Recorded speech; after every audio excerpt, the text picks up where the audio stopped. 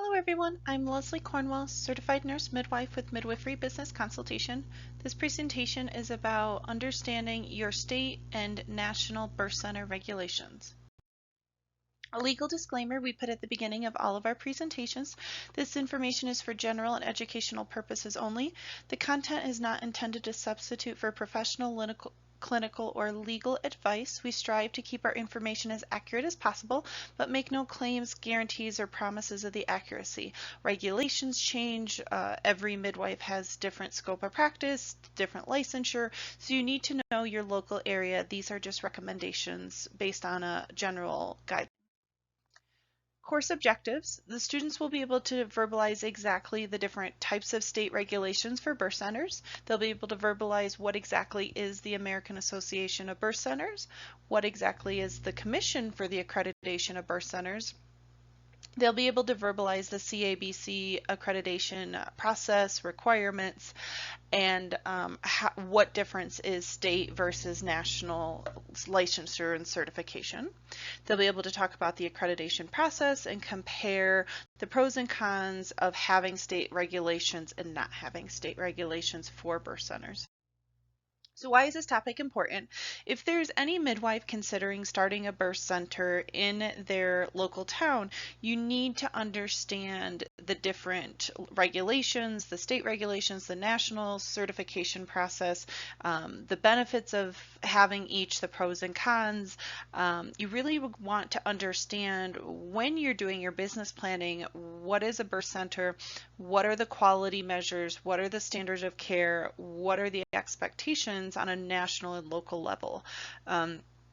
There's different agencies for hospitals. There's JCO, and for birth centers there's CABC, and so we're going to be talking about how important it is to get more birth centers, improve the quality of care, get the state regulations, the licensure if they're applicable in your state, and getting the national certification and the benefits it has to your practice, short-term, long-term.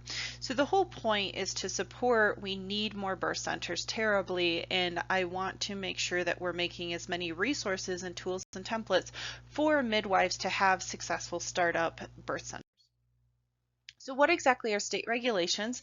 Every state is different. Some states don't have any. Some states are super restrictive.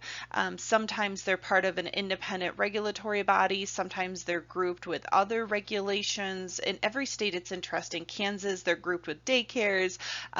Most of them are grouped with medical centers, sometimes surgical centers, sometimes hospital medical practices. So you have to know your birth center regulations. It's pretty easy to Google search. It's pretty easy to go to AABC, the American Association of Birth Centers. They have a lot of great resources telling you your state specific regulations, and then you can dig into the actual state board regulations very thoroughly, the application process, the fees, the requirements, the criteria, because don't make assumptions that the national certification indicators guidelines are going to be more or less than what your state requires. Just like with midwifery regulations, we've got 50 different states, multiple educational pathways for midwives. It's similar to birth centers.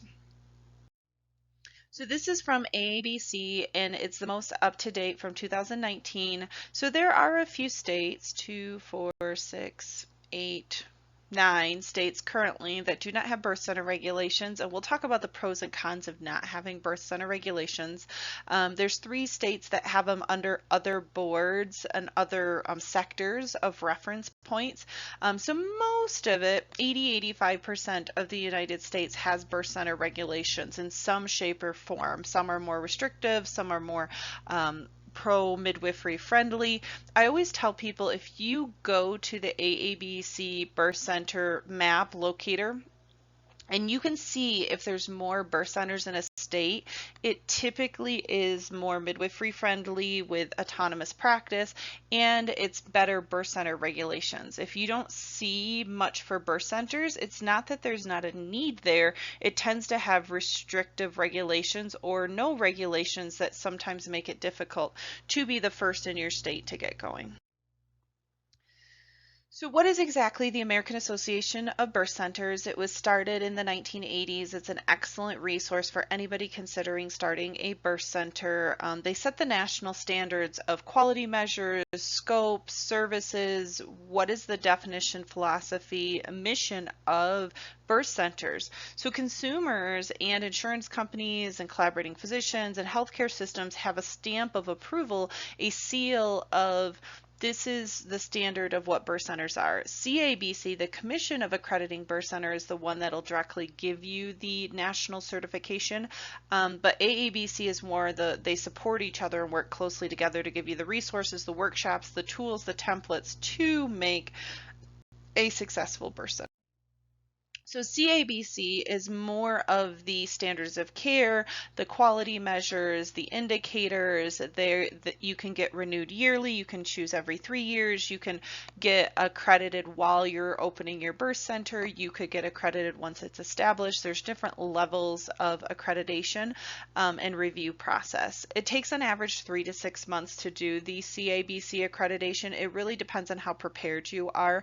There's a lot of documentation, policies, quality measures, paperwork, review processes you have to have in place for your birth center.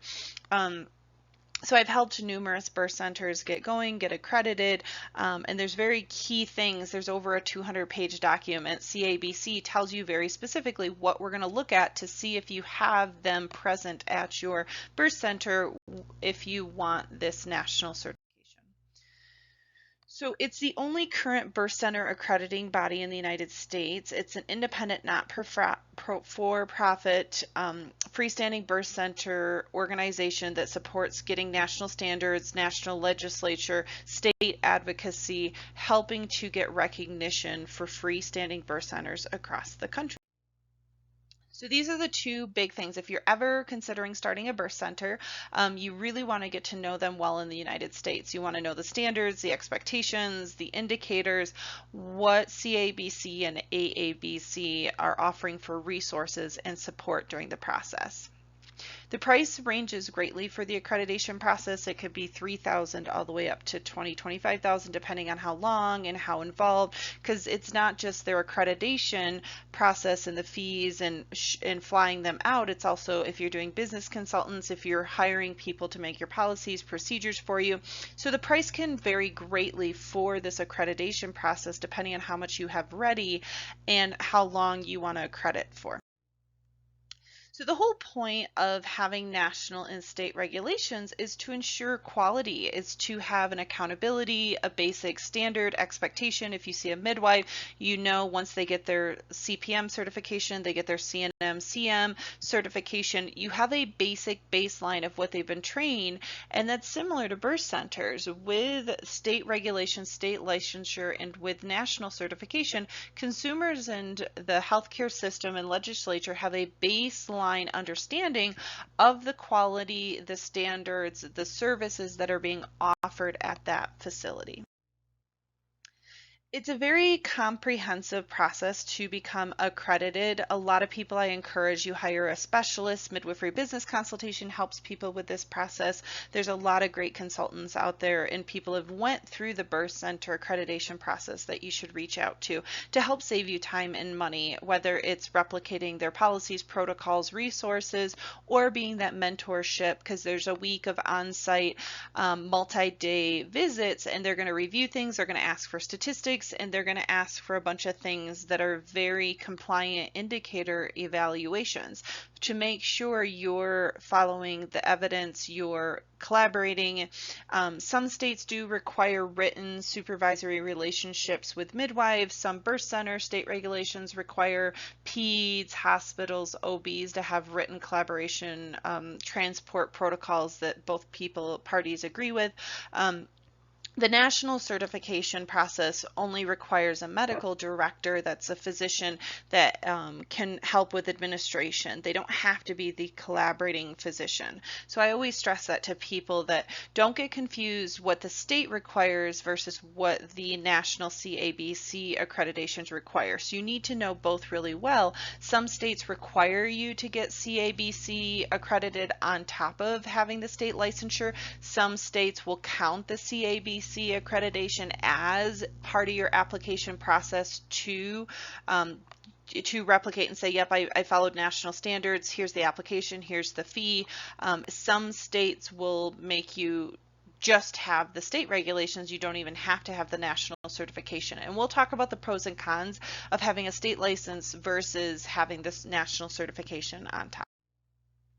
So the key indicators of compliance, you're going to want to look at the philosophy of your practice, the mission, the scope of practice, all the different providers. If you've got physicians, you've got midwives, you've got nurse practitioners, what is this chain of command, the planning process, how often do you guys have meetings, how do you follow up with meeting minutes, agendas, quality measures, what is the strategic plan, the financial projections. You want to have a human resource department with hiring and firing and the proper documentation of bringing new staff on and training them. The facility, the safety, it's not just the birth rooms, it's the fire extinguishers, it's the plans in your area for natural disasters and how you're going to handle emergency situations if the power goes out, what's your backup plan, what services do you offer, what supplies do you have on site, do you do nitrous oxide, do you have an emergency cart, do you have a newborn transport, because Indiana and some states do require certain additional equipment versus the national standards. Where do you keep the health records, how are you staying HIPAA compliant, how are you protecting the staff and the consumers alike with the long-term record storage. What research are you part of? Do you have students? Are you part of statistics and data? Does your clients aware that there's students and that there's research occurring on site? There's very detailed indicators they put through for quality measures if there's near misses, the evaluation process for staff, testimonials, evaluations 6 weeks postpartum, and what are you doing about concerns and complaints that are happening at the practice. So there's a very comprehensive process. It's not just taking care of pregnant women and catching babies in a beautiful birth center. There's a very extensive business operational aspect that any business should have. They're just showing step by step that it's accountable and in place. So there's a lot of great resources AABC and CABC provide. They do workshops, they can do in person, they can do online support, they can do mentoring, consulting, they can do, there's private groups for the membership levels. There's a lot of great resources, not just for getting the birth center going, but maintaining it successfully, keeping up with insurance trends, keeping up with evidence and what other people are seeing in their area, ideas, brainstorming, how to hire new staff when everybody nationally has having a midwife shortage and they're all having trouble finding. There's different creative ways that the midwives support each other, part of this membership, these resources, so that we can have like-minded birth center directors helping solve problems together versus each one trying to do it in their local area. So the other things that the birth center, CABC and AABC do, they can give you sample tools and templates. They can give you the resources, the evaluation, some of these things, and then some of it you have to ask for your colleagues, some of it you can go to Midwifery Business Consultation, you could make yourself, but you definitely have to have very key things that are required to make sure that your birth center gets state licensure and gets the national certification.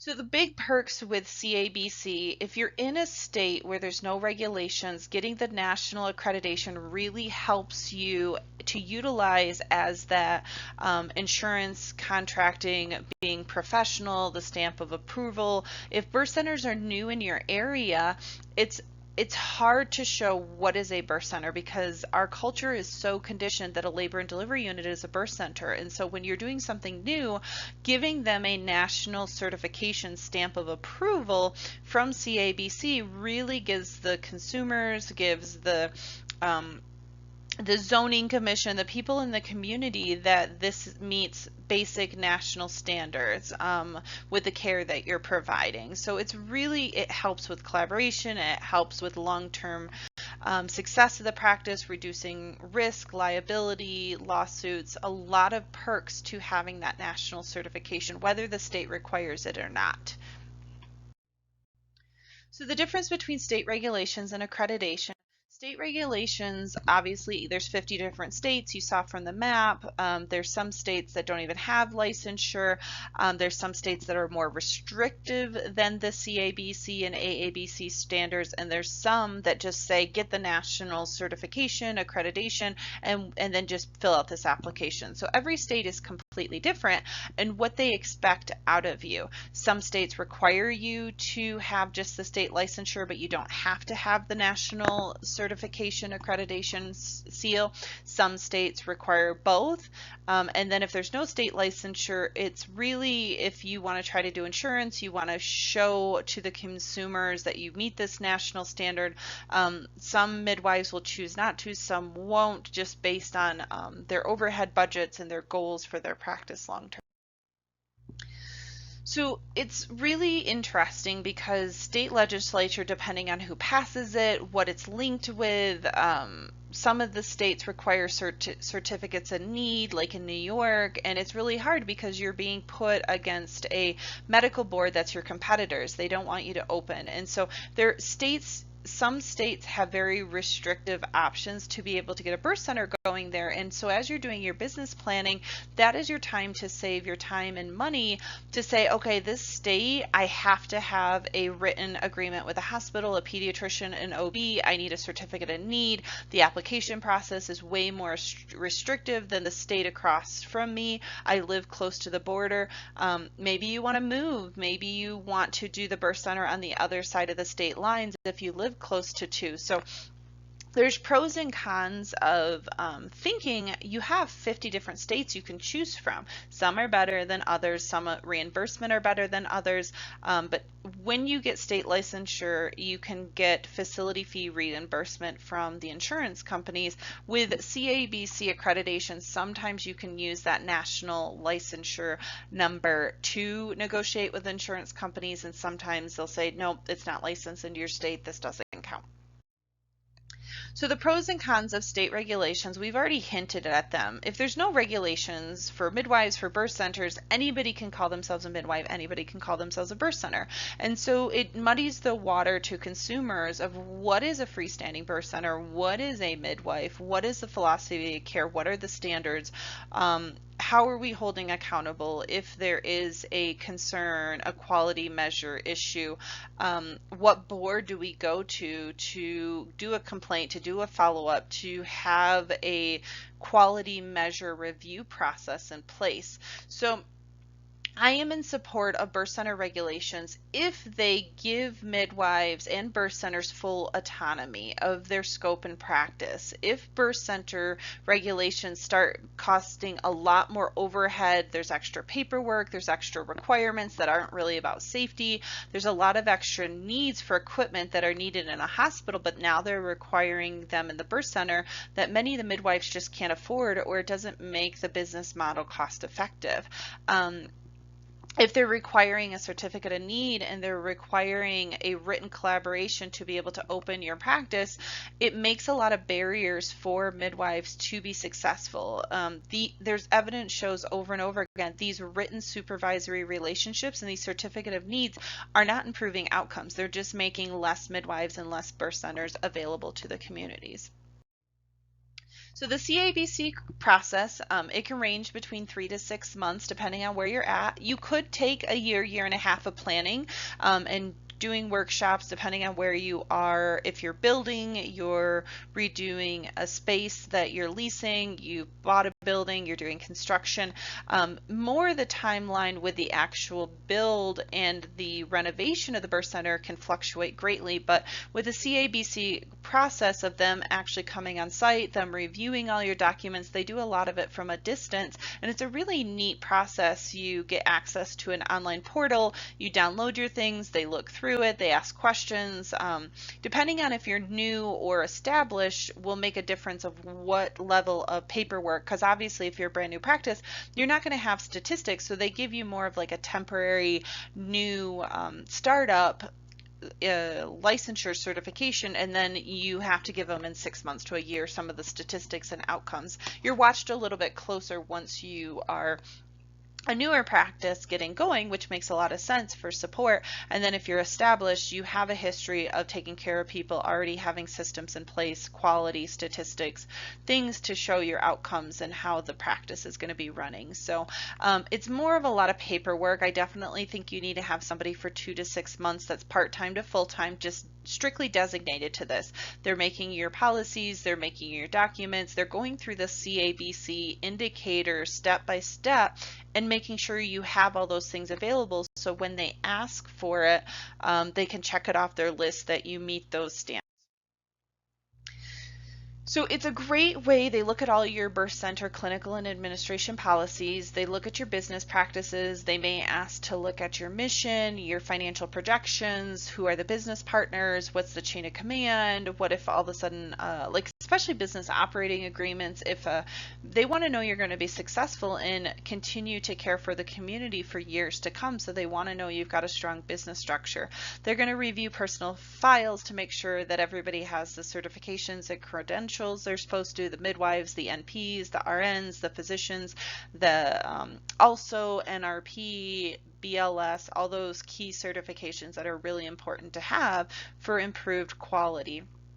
They're going to look at your policies, particularly the risk out criteria, the transfer protocols, the times where the highest risk of infant and maternal morbidity and mortality can occur. They want to make sure that the midwives are following the scope of practice based on their certification and the state licensure. They want to make sure that you're independently caring for appropriate people, you're collaborating. Even if you have informal relationships, they're going to want to know, who do you talk to if you need additional support outside of the midwifery care? What if you have to do a transfer? Is there a hospital within 30 minutes of the birth center? That's one of the key indicators that has labor and delivery services. That may not be your primary transport place, but in an emergency situation and minutes matter, they're going to want to make sure that you do have somewhere with a higher acuity access for the birth center. So it's a lot of risk management, a lot of quality measures, a lot of detailed chart reviews of how do you document, what EHR system, are you being HIPAA compliant, are you following JCAHO, CLIA, all these organizations and the standards that they have in place. What's your cleaning process? How do you do laundry? How do you do your consults for when they're considering being a patient of the birth center? What services do you offer? Do you just do OB, or do you do maternity care? Do you accept insurance? Are you cash? Do your policies discriminate? Are there culturally sensitive education for the staff? They're going to look at all those things to make sure that you're fitting that national standards for birth center. So they're going to look if you've already got statistics at what has happened in the past and the quality measures. They're going to come on site and see the facility. With COVID, they were doing more virtual. So sometimes they're now giving the choice of being on site and virtual. It will save a little bit of the transportation, hotel expenses for the CABC reviewers, but they're going to look to see, is the facility clean? Is there a large enough, wide enough hallway for EMS to come through? Is there a clear separation of the clinic and the birth center? Is there a family waiting room? Is there a staff break room? Is there an education room for the staff and for the consumers? Is there a lot of resources that you advocate? How do you approach the first visit all the way to 6 weeks postpartum? What does the bathrooms look like? Are you handicapped accessible? What is the safety? Are there cords? Are there electrical issues? Is it not heat? Is it not cooling? Is it safe and comfortable for people to be visiting your facility? So they're going to ask staff, they're going to ask collaborating physicians, they're going to ask hospital personnel, they're going to ask key people that interact with the birth center how the relationship has been. Are there any concerns? What do you love about the place? What are areas of improvement?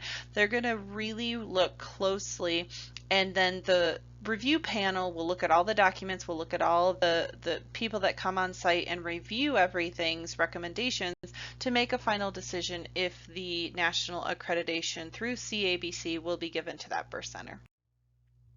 So as a conclusion, I just want to stress to people, if you're ever considering opening a birth center, AABC and CABC are going to be high level essential resources for you to thoroughly be involved in as a member, attending workshops, resources, being part of their membership forums, talking with their staff. They are the national committee of the standards that we want to set in the United States. Every state has different regulations, so you really need to know your local area and places you're thinking about starting a birth center, the pros and cons. Are you willing to move? Are you on state lines? There's a lot of things. Talk to other midwives and birth centers in your area. Get a sense of why are they CABC accredited? Why are they not CABC accredited? If there's state licensure, what are some things that you guys could support each other so you don't have to rework the wheel? They've already done the accreditation. They've already done the state licensure. You could pay for their mentorship. You could pay because they know your local area. Midwifery Business Consultation has national guidelines and tools and templates and resources, but it's always nice to also talk to your local community midwives, particularly the ones already running successful birth centers in your state. So there's a lot of potential the next few years to get more and more birth centers to help out the midwives that are struggling with keeping up with home birth practices, maybe opening freestanding birth centers with open models that other midwives can have privileges at. I do see a huge influx in freestanding birth centers the next few years.